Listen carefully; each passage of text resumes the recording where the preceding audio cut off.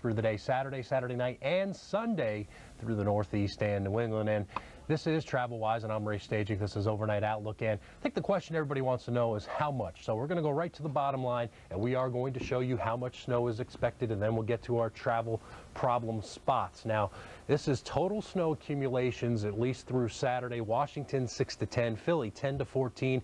Fields covered, folks. Don't worry about that. New York City 10 to 17 inches of snow. That's almost quadruple, which you've already seen snowfall-wise this year at Central Park, which is 4.3 inches. Boston 12 plus, maybe some higher totals. And we'll keep going. Why not, huh? Chicago 6 to 12, ending in the morning with lake effect snow showers later. Detroit 4 to 8. Cleveland 6 to 12 inches of snowfall.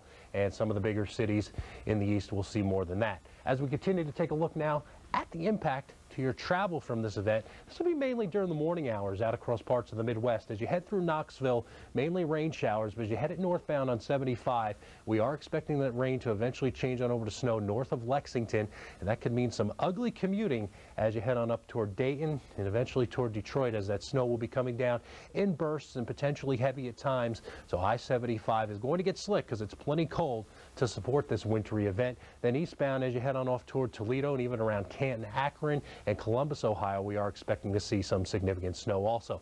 Now, as we take it on off a little further toward the east, Saturday morning, probably later in the morning rather than sooner on the Pennsylvania Turnpike, we are expecting to see that snow come on in. Then south even toward Pittsburgh, we are expecting that snow to move through also. So slippery travel expected. What can we say? Time, patience, caution on the roadways. Be prepared for wintry weather. You'll get there, folks. You're going to have to take it easy, though.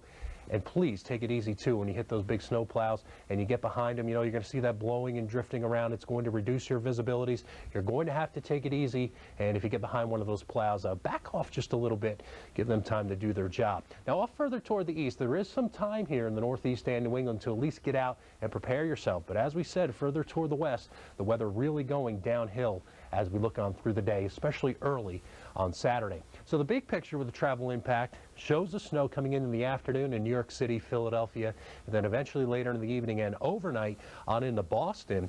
So we are expecting travel conditions to deteriorate on the roadways, and I'd imagine Logan, even around Bradley Field and Hartford, expect delays out of the airports. The regional hubs in New York City, including JFK, LaGuardia, and even around Newark, expecting delays down near Philly, even around Washington, D.C., even around Dulles, BWI, expect delays, especially later in the day.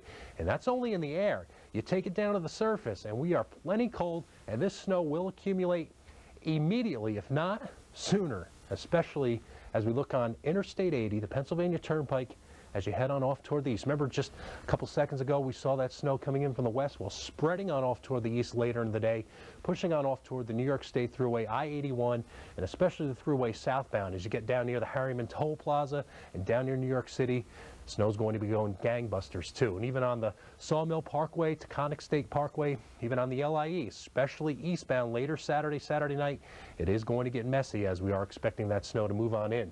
Gusty winds then, too. Some of these gusts have been close to 70 miles per hour. Ground blizzard conditions out through parts of the northern plain states, around Bismarck, even around Fargo. Expecting to see that wind continue through Saturday morning with those gusts in excess of 50 miles per hour. Some of that wind will translate on off toward the east, and those gusty winds will continue to push through the Ohio Valley.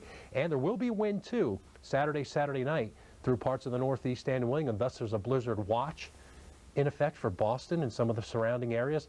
Not only do we have some gale warnings around the New York City area, but a blizzard warning, which would include these winds in excess of 35 miles per hour, reduced visibilities less than a quarter mile with the snow and the blowing snow.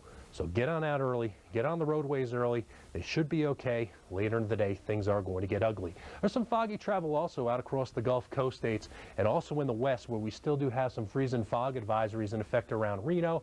And the fog should continue to plague you out through some of the valleys in Northern California, and even as you head on through the Willamette Valley out around Portland, we are going to see some of that fog. So low beams on,